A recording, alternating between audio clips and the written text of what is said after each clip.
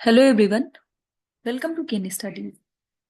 आज है 26 मार्च और आज के करंट अफेयर सेशन में हम जिन टॉपिक्स को कवर करेंगे उनमें शामिल है PM Ayushman Bharat health infrastructure mission. Then हम देखेंगे इनर लाइन परमिट के बारे में। इसके बाद हम देखेंगे इक्वलाइजेशन लेवी के बारे में। फूड वेस्ट इंडेक्स रिपोर्ट हाल ही में ये काफी चर्चा में रही है। हम ये देखेंगे कि इस रिपोर्ट में क्या बताया गया है और किस संस्था के द्वारा ये जारी की जाती है। देन हम देखेंगे इंडियाज आर्कटिक प्रोग्राम के बारे में और लास्टली हम देखेंगे सस्टेनेबल डेवलपमेंट गोल्स के बारे में। शुरू करते हैं। आज का फर्स्ट क्वेश्चन है,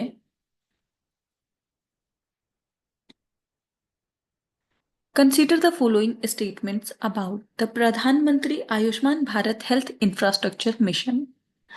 यहाँ पर प्रधानमंत्री आयुष्मान भारत स्वास्थ्य अवसंरचना मिशन से संबंधित कुछ कथन दिए गए हैं जिन पर आपको विचार करना है।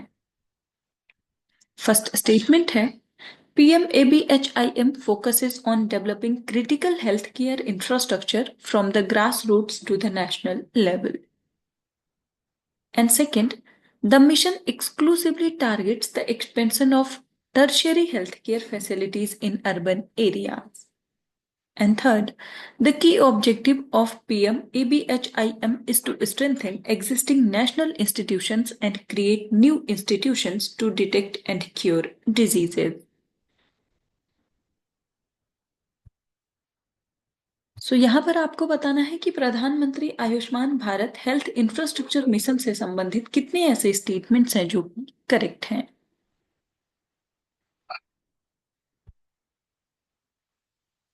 और इस क्वेश्चन में आपका करेक्ट ऑप्शन हो जाएगा ऑप्शन बी। यहाँ पर फर्स्ट और थर्ड जो स्टेटमेंट है आपका वो करेक्ट है, जबकि सेकंड जो है वो इनकरेक्ट है। आप देख सकते हैं, प्रधानमंत्री Ayushman Bharat health infrastructure mission is a centrally sponsored scheme with certain central sector component which has total outlay of rupees 64,180 crores for the scheme period of 2021-2022 to 2025 and 2026.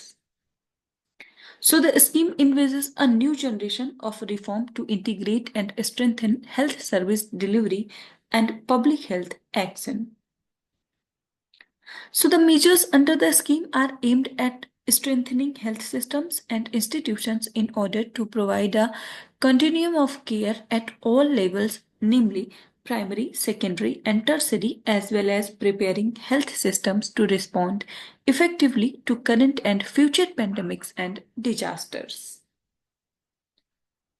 आप ध्यान रखेंगे, प्रधानमंत्री Ayushman Bharat health infrastructure mission जो है ये एक सेंट्रली स्पॉन्सर्ड स्कीम है।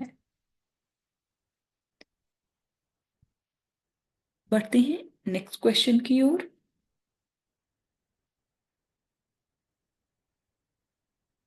Consider the following states in India.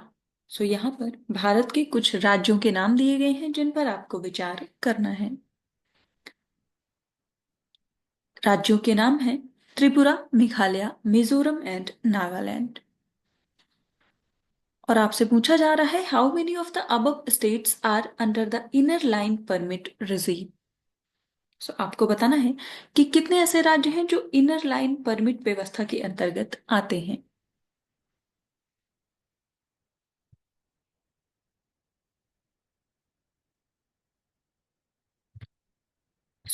दिए गए राज्यों के नाम के अनुसार अगर हम देखें तो इसमें करेक्ट ऑप्शन हो जाएगा ऑप्शन बी। केवल दो ही राज्य इसमें शामिल हैं इन ऑप्शंस के अनुसार, और वो राज्य हैं मिजोरम और नागालैंड। आप देख सकते हैं, so an inner line permit is a document that allows an Indian citizen to visit or stay in a state that is protected under the ILP system.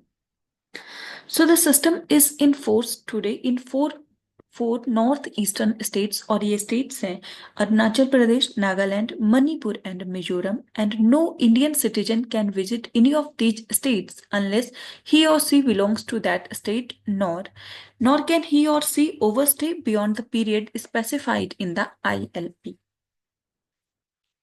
So ILP ये इशू किया जाता है by the state government concern and it can be obtained after applying either online और physically. So it states the dates of travel and also specifies the particular areas in the state which the ILP holder can travel to. So अगर हम ILP concept की बात करें तो this concept comes from the colonial era and under the Bengal Eastern Frontier Regulation Act of 1873, the British framed regulations restricting the entry and regulating the stay of outsiders in designated areas. रखेंगे ILP जो है वो 4 राज्यों में लागू है और वो राज्य हैं अरुणाचल प्रदेश, नागालैंड, मणिपुर एंड मिजोरम. बढ़ते हैं नेक्स्ट क्वेश्चन की ओर. The 6% equalization levy in India is applicable on which of the following services? So यहाँ पर आपसे पूछा जा रहा है जो भारत में 6% समकारी शुल्क है वो निम्नलिखित में से किस सेवा पर लागू है? आपके ऑप्शंस हैं online advertising services, second export of consultancy services, third sale of luxury goods in India या फिर e commerce supply chain services.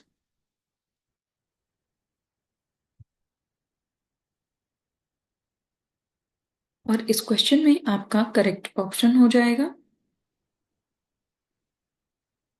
Option A. सो ये संबंधित है ऑनलाइन एडवर्टाइजिंग सर्विसेज से. आप देख सकते हैं The 6% equalization levy in India is primarily aimed at foreign digital service providers, and this tax was introduced by the Indian government to address the challenge of taxing digital companies that operate in India without having a significant physical presence.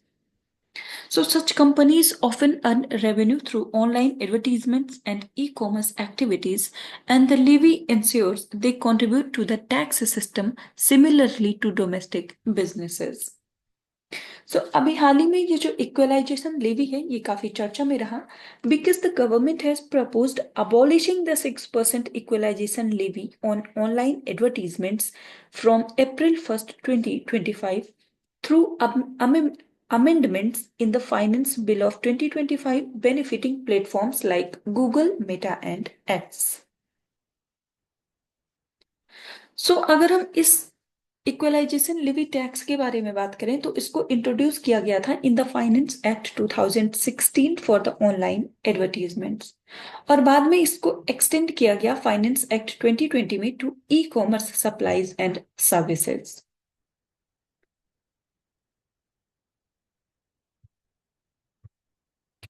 इसका उद्देश्य है to ensure a fair tax system for foreign digital platforms generating revenue from Indian consumers without having a physical presence in India. बढ़ते हैं next question की ओर.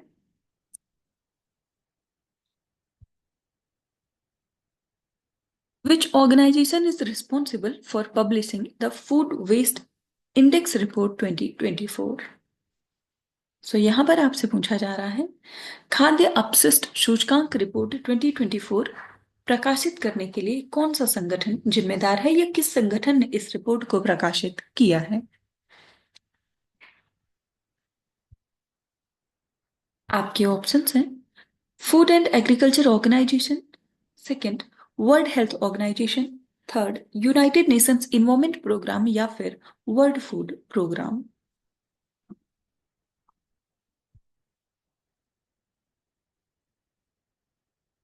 आपको बताना है कि फूड वेस्ट इंडेक्स रिपोर्ट जो है ये किस संगठन ने जारी किया है.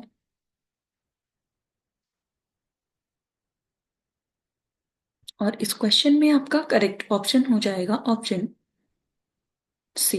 ये जारी किया है यूनाइटेड नेशंस इन्वायरमेंट प्रोग्राम ने जिसे हम UNEP के नाम से जानते हैं. आप देख सकते हैं The Food Waste Index Report 2024 is published by the United Nations Environment Programme to access and track food waste at retail and consumer levels worldwide. So it plays a crucial role in supporting Sustainable Development Goal 12.3, which aims to have global food waste by 2030. So the report highlights that over 1 billion daily meals across our wasted households, emphasizing the urgent need for waste reduction efforts. Released ahead of the International Day of Zero Waste जो कि celebrate किया जाता है 30th of March को, the report provides data driven insights to help government and organisations implement effective strategies to combat food waste. So आपने देखा ये report जारी किया है यूएनईपी ने, और यूएनईपी एक लीडिंग ग्लोबल इन्वायरमेंट अथॉरिटी है जिसको स्टैब्लिश किया गया था 5 जून 1972 को। इसके फंक्शंस की बात करें तो it sets the global environmental agenda, promotes sustainable development within the United Nations system and serves as an authoritative advocate for global environment protection. इसके साथ ही फूड वेस्ट इंडेक्स रिपोर्ट के अलावा भी बहुत सारी ऐसी रिपोर्ट्स हैं जो यूएनईपी के द्वारा जारी की जाती है और कई बार के एग्जाम्स में पूछे भी जाते हैं। सो वो रिपोर्ट्स हैं emission gap report, second one is adaptation gap report, global environment outlook, frontiers, invest into healthy planet. So ये कुछ मेजर रिपोर्ट्स हैं जो कि यूएनईपी के द्वारा पब्लिश की जाती हैं। इसके साथ ही कुछ मेजर कैंपेन्स हैं जैसे कि Beat Pollution, UN75, World Environment Day and Wild for Life. और यूएनईपी का जो हेडक्वार्टर है वो है नैरोबी, कीनिया में। सो रिपोर्ट्स आप खासकर ध्यान रखेंगे क्योंकि कई बार इन रिपोर्ट्स के बारे में एग्जाम्स में पूछा गया है। बढ़ते हैं नेक्स्ट क्वेश्चन की ओर। Consider the following statements regarding India's Arctic programme. So यहां पर भारत का जो आर्कटिक कार्यक्रम है उससे संबंधित कुछ कथन दिए गए हैं जिन पर आपको विचार करना है। फर्स्ट स्टेटमेंट है India became a member of the Arctic Council in 2017। And second, Bharati is India's first research station located at the international Arctic research base in Svalbard, Norway, established in 2008. And third, the National Center for Polar and Ocean Research is India's nodal agency for Arctic research activities. और यहां पर आपसे correct statements पूछे जा रहे हैं। आपको बताना है भारत के आर्कटिक प्रोग्राम से संबंधित यहां पर कौन से ऐसे स्टेटमेंट्स हैं जो कि करेक्ट हैं।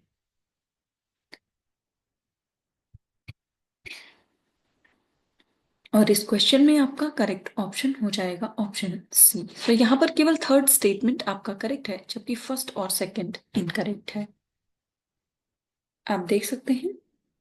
So, at the India Russia Arctic Conference 2024, Russia highlighted India's stabilizing role in the Arctic and welcomed greater collaboration in scientific and commercial Arctic projects. So, India's presence and activities were noted to contrast NATO's militarization in the region.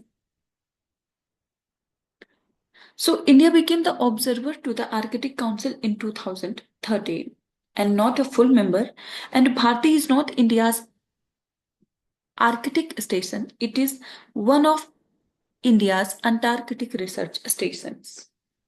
So India का जो first Arctic research station है उसकी बात करें तो वो है हिमाद्री और वो लोकेटेड है न्यू एल्सेंट सेलवाड में and it was inaugurated in 2008। So India का जो आर्कटिक रिसर्च है या ये जो आर्कटिक प्रोग्राम है ये फोकस करता है on climate change, monsoon linkage, glaciology, polar biology and marine ecosystem. So India's Arctic station Himadri was opened in 2008 and is managed under cooperation with the Norwegian Polar Institute. And India has observer status in the Arctic Council and actively participates in international Arctic research and governance dialogues. सो आप ध्यान रखेंगे India जो है वो Arctic council का observer member बना है 2013 में। बढ़ते हैं नेक्स्ट क्वेश्चन की ओर। Which of the following statements are correct in respect of the Sustainable Development Goals? So यहाँ पर सतत विकास लक्ष्यों से संबंधित कुछ कथन दिए गए हैं जिन पर आपको विचार करना है और यहाँ पर आपसे करेक्ट स्टेटमेंट्स पूछे जा रहे हैं। सो फर्स्ट स्टेटमेंट है the SDGs were adopted by the United Nations in 2015 as a part of the 2030 agenda for sustainable development. And second, there are total of 20 SDGs covering various aspects of social, economic, and environmental development. And third, the Paris Agreement adopted in 2015 plays a significant role in achieving SDG 30. आपको बताना है कि sustainable development goal से संबंधित यहाँ पर कौन से ऐसे स्टेटमेंट्स हैं जो कि करेक्ट हैं।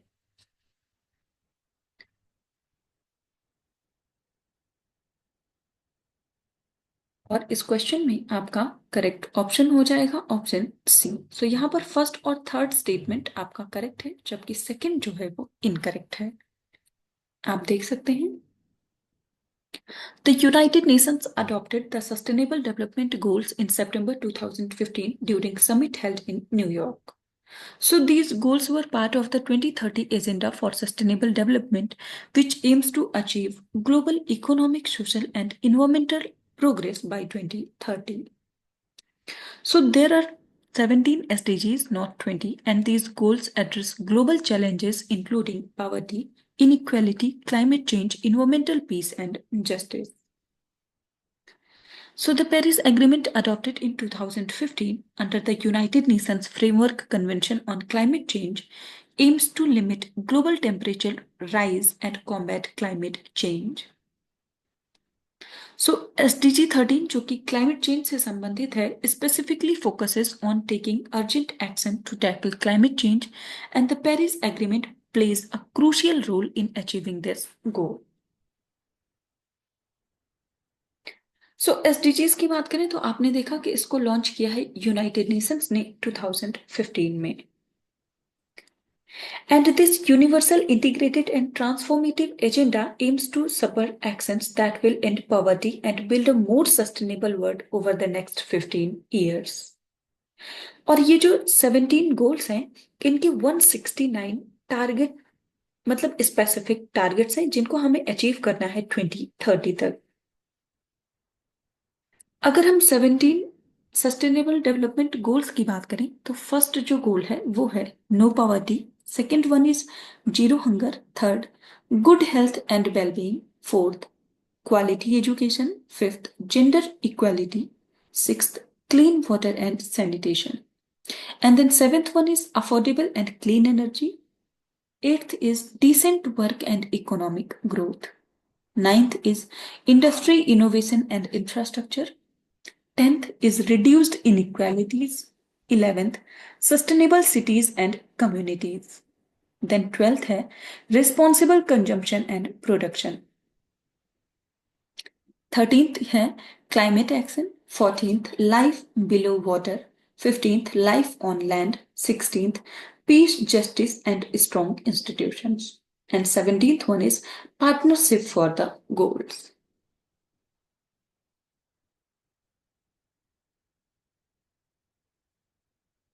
सो आज के करंट अफेयर सेशन में इतना ही। Thank you for watching. Do like share and subscribe.